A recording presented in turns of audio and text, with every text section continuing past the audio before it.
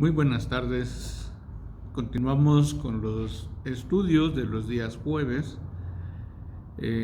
Como ya hemos explicado, los días jueves tenemos este tiempo para reflexionar sobre lo que es introducción bíblica. En este caso hemos podido llegar como iglesia al Nuevo Testamento. Entonces es el momento de estudiar los evangelios. Vamos a recordar. Una de las cosas que hemos establecido en primer lugar es que solamente hay un evangelio, una buena noticia, y es hablar de la persona de nuestro Señor Jesucristo. Entonces, si el Señor Jesucristo es el único evangelio, lo que encontramos al inicio del Nuevo Testamento son nuestros recursos literarios que se conocen como los libros que relatan la vida y el ministerio del Señor Jesús desde 4 perspectivas distintas. Mateo, Marcos, Lucas, Juan, aunque hablan de este solo evangelio, lo hacen desde una perspectiva muy particular. Algunos, hemos establecido, hablan hacia el pueblo judío, otros hablan de manera general o universal y cosas así. Entonces, el día de hoy nos corresponde ver el Evangelio de Lucas.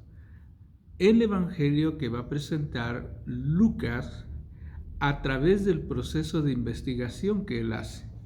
Lucas, podemos recordar, es un seguidor del Señor Jesús y al escribir este Evangelio tiene como intención, lo va a establecer en sus primeras líneas, poner en orden la verdad, poner en un orden todo lo que ellos ya conocían, todo lo que ellos ya sabían como iglesia, y vamos a ver qué es lo que él establece. Así es de que acompáñenme por favor al Evangelio de Lucas, capítulo 1. Y quiero leer estos primeros versículos para que puedan seguir la lectura o puedan escucharla. Dice así: puesto que ya muchos han tratado de poner en orden la historia de las cosas que entre nosotros han sido ciertísimas, tal como la enseñaron los que desde el principio lo vieron con sus ojos y fueron ministros de la palabra, me ha parecido también a mí, después de haber investigado con diligencia todas las cosas desde su origen, escribírtelas por orden, oh excelentísimo Teófilo, para que conozcas bien la verdad de las cosas en las cuales has sido instruido. Lucas va a reconocer varias cosas importantes aquí. Entre ellas es que le dan la autoridad a los que escucharon y vieron, dice, de primera mano. En este caso estamos hablando de los discípulos. Este Evangelio de Lucas se escribe alrededor del año 70. Entonces, muchos empiezan a, por cuestiones normales, llegar a una edad donde se procura o se vislumbra más ya la muerte de algunos de los discípulos, ya no son tan activos, tal vez como 30 años atrás. Sin embargo, la iglesia tiene que seguir y tiene que seguir transmitiendo la palabra. Entonces, esta primera generación tiene la bendición de escuchar la palabra de los primeros testigos que tuvieron a bien aprender del Señor Jesús todo su evangelio, toda su enseñanza y toda su forma de vivir. Entonces, Lucas y Teófilo son discípulos, podemos decirlo de esta manera, son creyentes que también tienen por segura la expresión del evangelio en Jesucristo. Ellos creen en Jesucristo. Y entonces la intención de Lucas, dice él, que habiendo investigado desde su origen de manera diligente, dice el versículo 4, la intención es que conozca la verdad de las cuales han sido instruidos. Así es de que esa es la intención. Lucas va a tener cierta importancia porque hay quienes piensan que probablemente el evangelio que menos fue aceptado por la primera generación fue el evangelio de Lucas. Sin embargo, pasando un poco más adelante en la historia, Lucas va a ser una parte importante en la vida eclesiástica. De hecho, por ejemplo, de Lucas se van a establecer muchas actividades de nuestro calendario litúrgico. Hablamos del nacimiento del Señor Jesús, lo que hoy conocemos como la celebración de la Navidad, por ejemplo, solamente se establece en Lucas y cosas así. Entonces Lucas va a empezar a tener su importancia por su influencia histórica, por su influencia de investigación. Eso mismo nos va a llevar a tener cierto modelo de escritura y de enseñanza. Así es de que vamos a poner un solo ejemplo. Quiero que me acompañen a ver una pequeña palabrita, una pequeña expresión, un adverbio de tiempo. Y este tiene que ver con, vamos a buscarlo, Lucas capítulo 4, versículo 16. Lucas capítulo 4, versículo 16. Jesús está empezando su ministerio.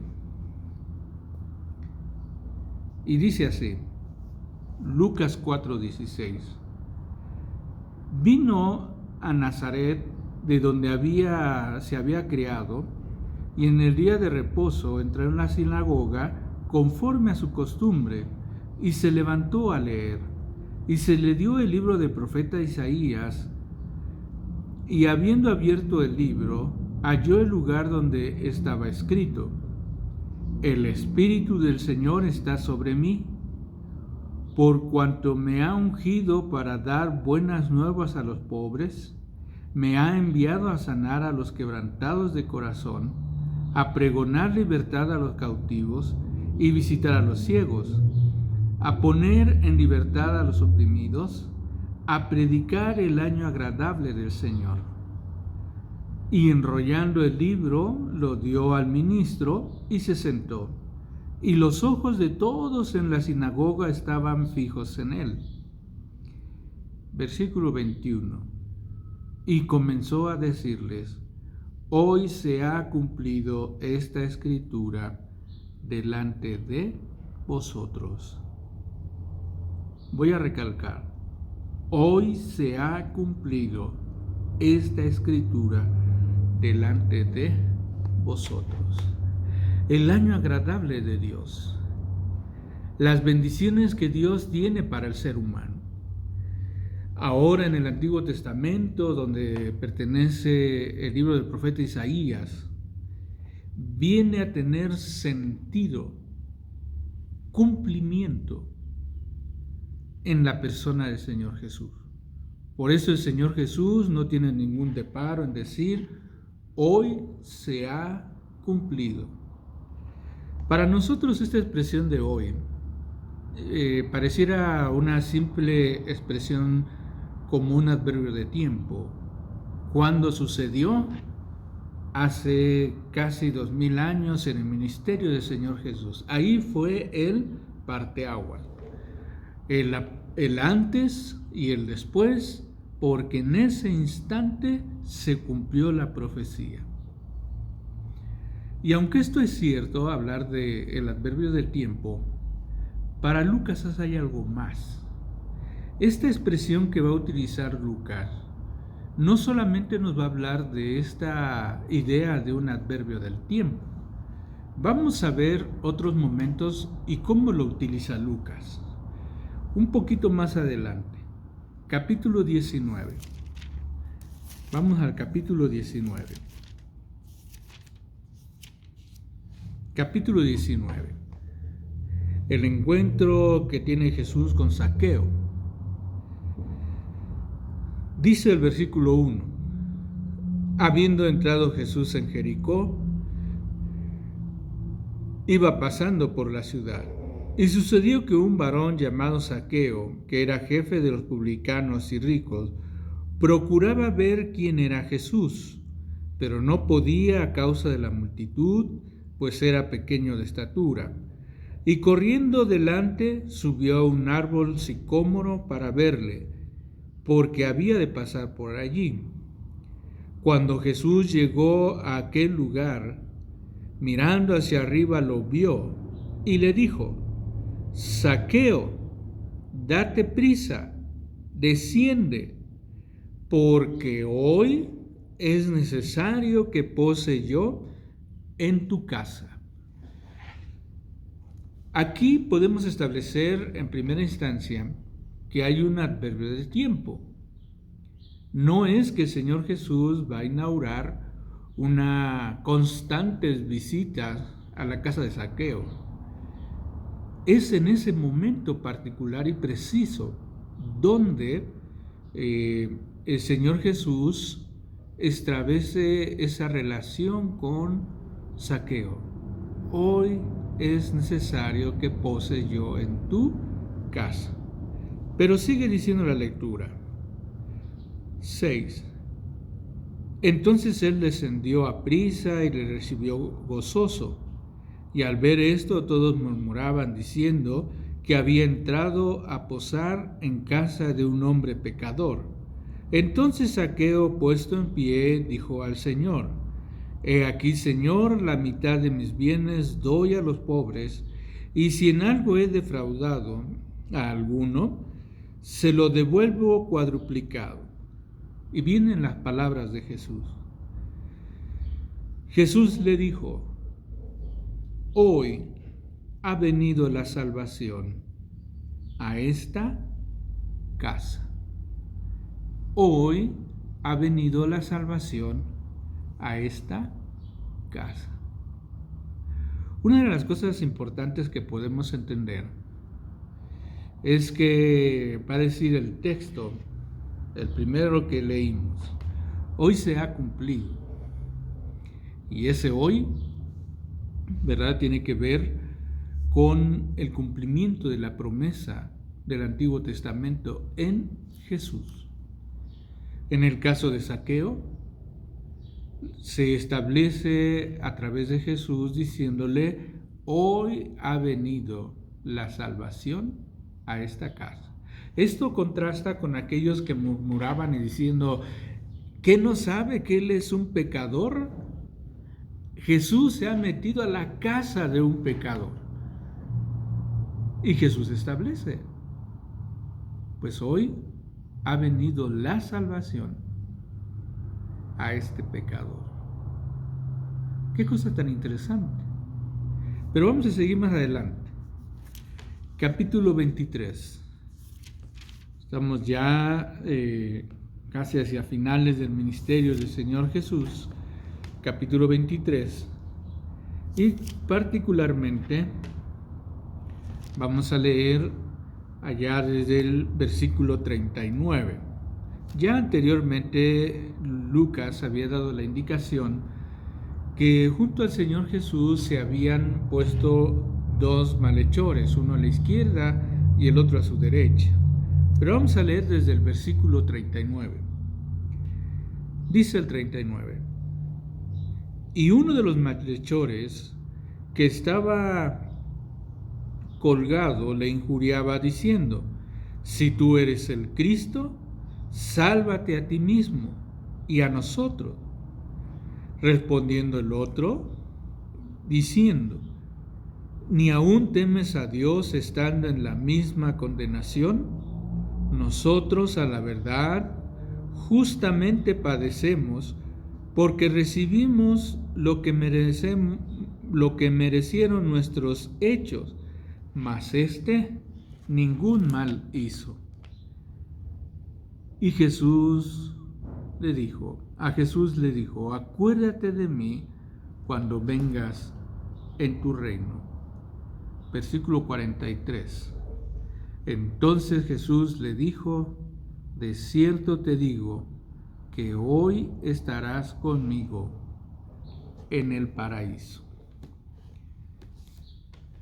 ¿Cuándo fuese hoy? Y eso muchos de nosotros, hablando de los pastores, tenemos que enfrentar constantemente la inquietud cuando alguna familia pierde algún ser querido. Y hemos establecido una situación de decir, como parte de nuestro consuelo hacia la familia, el hecho de decir que la persona ya está con Dios. Otros se refieren a otras partes de las Escrituras donde dicen, no, todavía no. Falta porque van a ser presentados hasta el juicio final. Lo único que podemos establecer es que para Lucas, en su investigación, ha sido el Señor quien ha establecido esta expresión de decir que a este hombre se le dijo, hoy estarás conmigo en el paraíso. Este es algo que nosotros no podemos imaginarnos. Le corresponde solamente a nuestro Dios el poder saber cómo son estas cosas, cómo podemos llegar delante del Señor de manera inmediata o cómo se va a dar en otro momento. Eso solamente le corresponde a Dios y esa es una de las características de hablar de la bondad y la misericordia de Dios. Pero el hombre no lo alcanza a entender. El hombre, por su mente tan finita que no se puede comparar en nada con Dios, pareciera que tendríamos que establecer o se dio una cosa o sería otra cosa. ¿Cuándo? Bueno, Lucas establece en este pasaje hoy como hablar el asunto de la salvación de Zaqueo. Ese Zaqueo que seguramente tuvo, vamos a hablar en este mundo, cuando él vivió en este mundo, tuvo un montón de experiencias a partir de esa relación que tuvo con el Señor Jesús. Hoy ha llegado la salvación. ¿Zaqueo habrá cometido más errores? ¿Zaqueo habrá cometido pecados? Seguramente sí. Pero la salvación no la perdió. Por eso es importante que nosotros entendamos lo que dice el cumplimiento del Antiguo Testamento allá en Lucas capítulo 4. Ha llegado el año agradable de nuestro Dios. No es el año que nos agrada, porque tenía razón este hombre que está crucificado frente al Señor Jesús. Las cosas que merecen nuestros actos harían que jamás fuésemos salvos, que jamás pudiéramos tener una relación con Él y que si dependiera de nosotros, nosotros también perderíamos nuestra salvación. Pero gracias a Dios que se manifestó el año agradable de Dios, su misericordia, paz, salud a todos aquellos que sufren, aquellos que están quebrantados. Ha sido el Señor quien viene a sus vidas.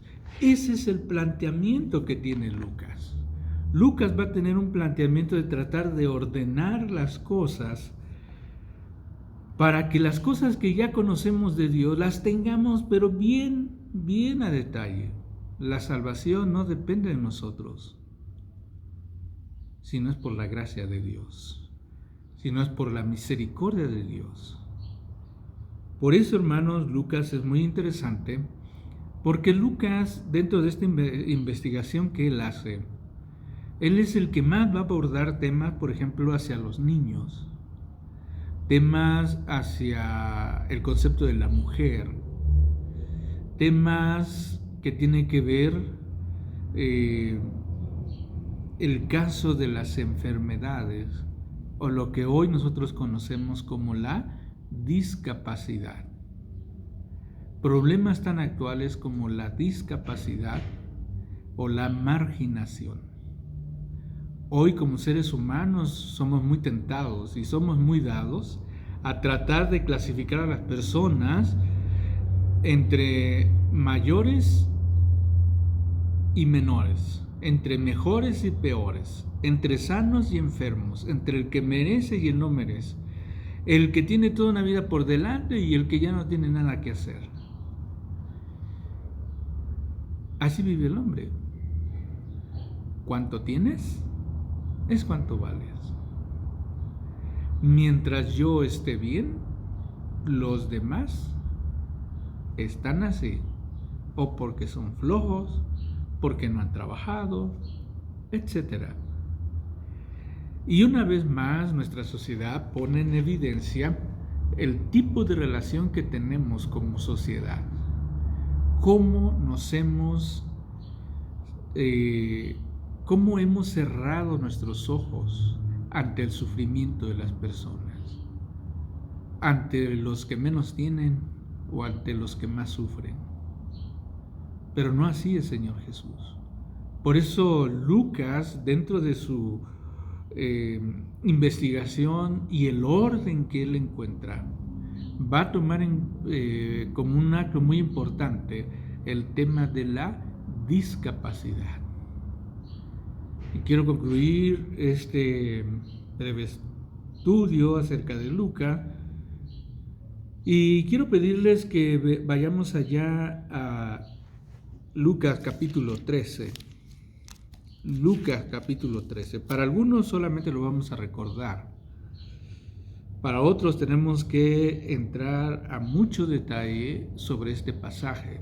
Y así como este pasaje tenemos que abordar muchos otros.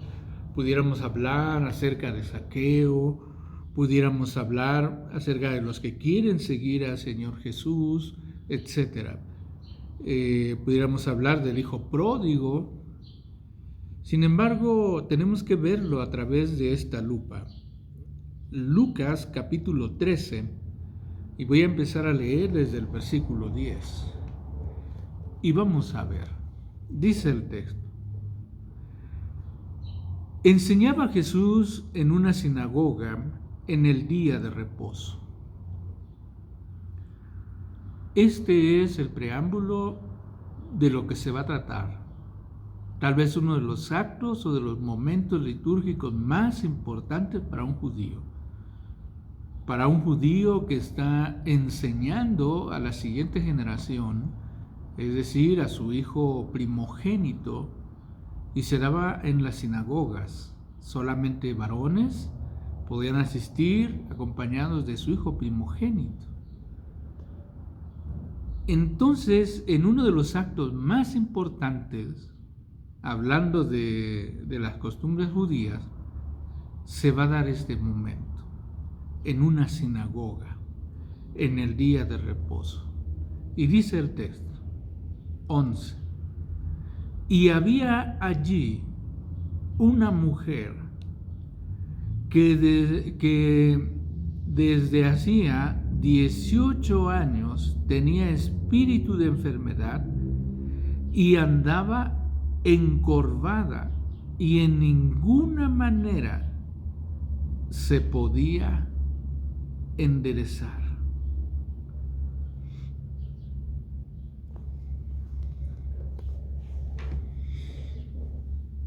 La verdad es que este versículo, la verdad es que esta descripción de esta mujer es impresionante, que debiera trastocar el pensamiento y la actitud de muchos de nosotros. Dentro de una cultura donde la mujer no valía nada más que ser solo un instrumento para que el hombre pudiera crecer o encontrar a su primogénito. 2, en una cultura cuando la enfermedad está relacionada directamente con la maldición de Dios. Y 3, ¿qué lugar ocuparía esta mujer en un lugar y en un sistema desarrollado por y para varones? Allí estaba esta mujer. Y dice el texto que esta mujer tenía espíritu de enfermedad de tal manera que estaba encorvada.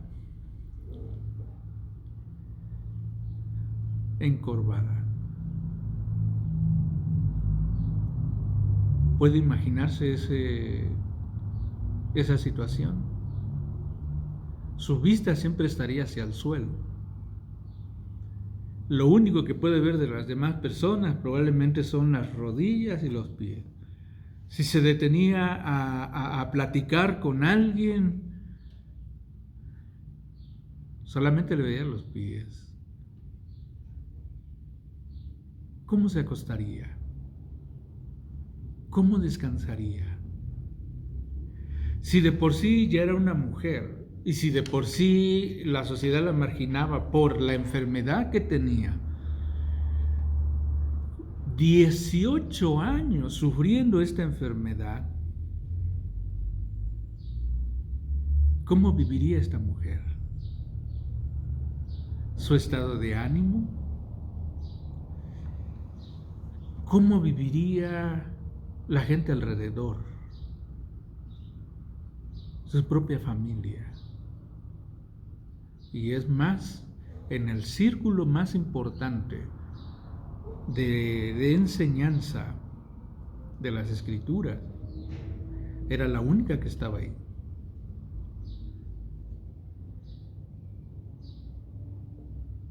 Dice el texto: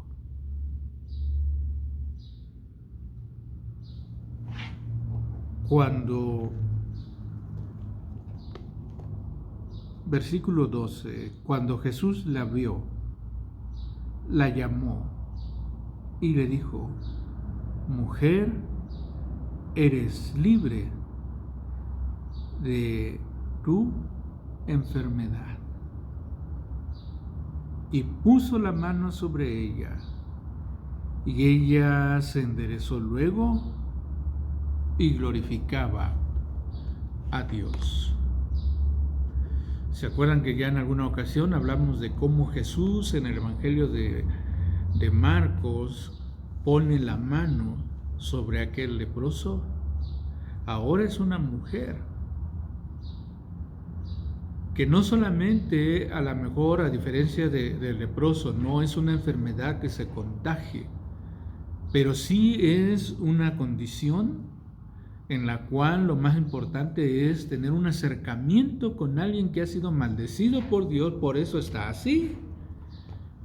Y Jesucristo, a alguien que ha sido marginada, a alguien que durante 18 años ha sido apartado, ha sido mal vista, Jesús la llama, la pone como en el centro de atención, le pone las manos. El resultado de ese encuentro, dice el texto, que la mujer glorificaba a Dios. Ahora vamos a ver qué es lo que sucede. Recuerden que la mujer glorificaba a Dios. Versículo 14. Pero el principal de la sinagoga, enojado de que Jesús hubiese sanado en el día de reposo, dijo a la gente: 6 días hay en que debes trabajar. En esto puedes venir y ser sanados, y no en el día de reposo. ¿Cómo se encontraba el principal de la sinagoga? Enojado.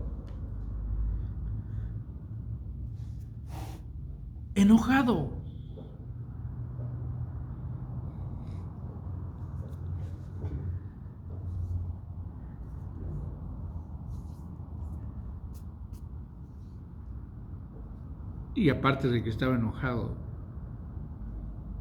quiso enfrentar, quiso, entre comillas, corregir lo que se estaba haciendo mal según él. Y noten ustedes que cuando se dio cuenta lo que había sucedido, que había sido sanado, dice la escritura que de su enojo él le dijo a la gente, no le dijo a Jesús. ¿Quién había sanado? ¿Jesús o la gente? ¿A quién se debería de dirigir? Si el principal había entendido que Jesús había hecho algo mal, había hecho algo equivocado y quería corregir el momento, era a Jesús quien se debía de dirigir, pero no, se dirige a la gente. ¿Y qué le dice a la gente? 6 días hay en que debes trabajar. En estos, pues, venid y sed sanos, y no en día de reposo.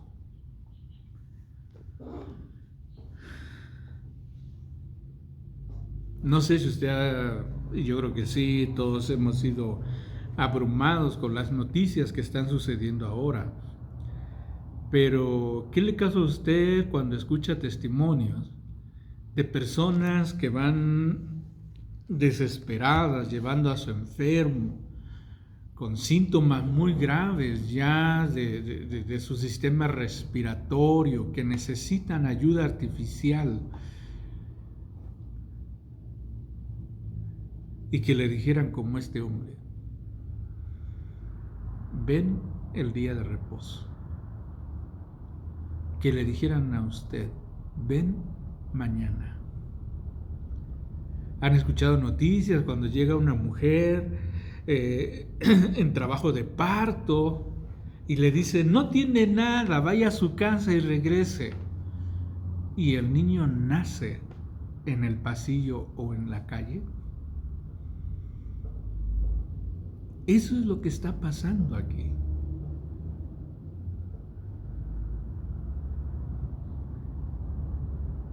Qué interesante investigación hace Lucas. Porque esta investigación debe llamarnos la atención a nosotros como iglesia, como cristianos,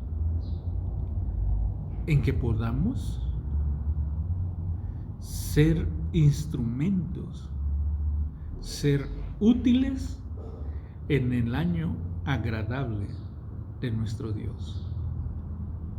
Hermanos, que Dios nos ayude, porque la lectura de Lucas es muy interesante porque ya les explicaba, su sistema de investigación nos lleva a ordenar las ideas a través de parábolas, es el que más rescata parábolas de los otros evangelios. Las actividades como estas de la sanación de la gente es muy puntual en establecer líneas concretas en que nosotros debemos de tomar en cuenta. Porque no podemos llegar con la gente y decirle, pues resuelve tus problemas y vienes después, si no es ahora. Usted y yo necesitamos aprender de lo que vio Lucas en su investigación acerca de Jesús. El año agradable. Para que al final las personas como esta mujer, dice el texto, glorifiquen a nuestro Dios. Que nuestro Dios sea glorificado en todas las cosas. La intención de Lucas entonces no solamente es investigarnos y decirnos hace mucho tiempo pasó esto, sino nos va a conducir a la verdad, y la verdad es Jesucristo.